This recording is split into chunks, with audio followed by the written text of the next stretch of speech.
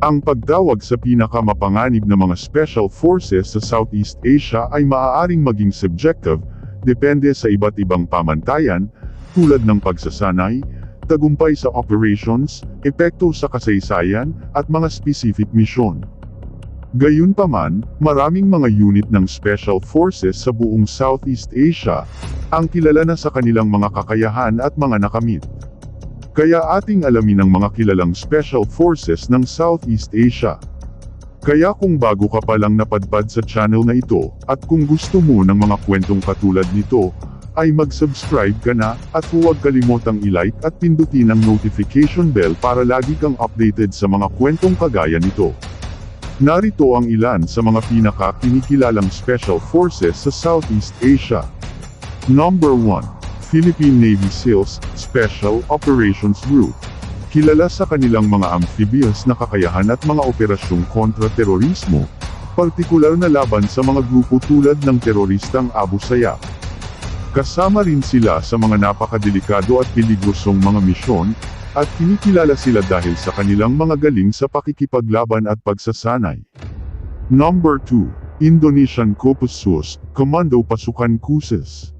Ang Kopassus ay ang elite na unit ng Special Forces ng Indonesia, at kilala sa kadalubhasaan nito sa counter-insurgency, counter-terrorism, at iba't ibang di karaniwang taktika sa pakikipaglaban.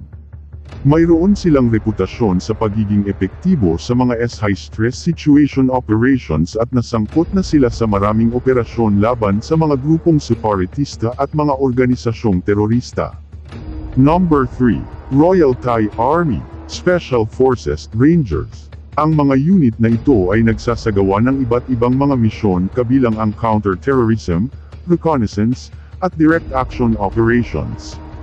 Ang Thai Special Forces ay may malawak na pagsasanay at nakilahok sa mga operasyon sa loob ng Thailand at sa mga international peacekeeping mission. Number 4. Singapore Armed Forces Commando. Ang unit na ito ay kilala para sa mahigpit na proseso ng pagpili at dalubhasang pagsasanay sa isang malawak na hanay ng mga operasyon, kabilang ang urban warfare at counter-terrorism. Nagtatrabaho sila ng gusto sa iba pang mga unit ng militar at lubos na iginagalang sila, dahil sa kanilang disiplina at pagiging epektibo sa military operations. Number 5. Vietnamese Special Forces. Ang mga Special Forces ng Vietnam ay may kwentong nakaukit na sa kasaysayan, partikular na noong Vietnam War pa lang.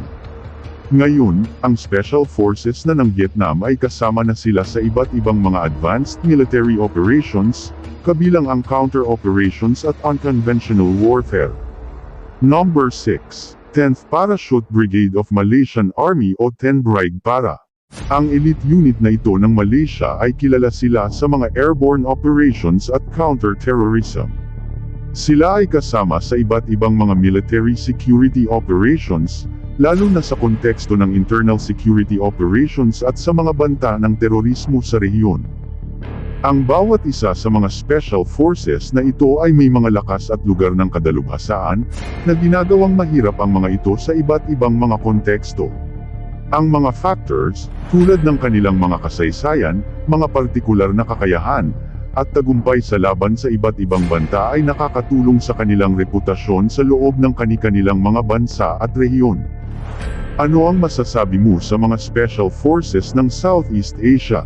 Mag-comment ka lang at ating babasahin, at muli hanggang sa susunod pa nating kwento.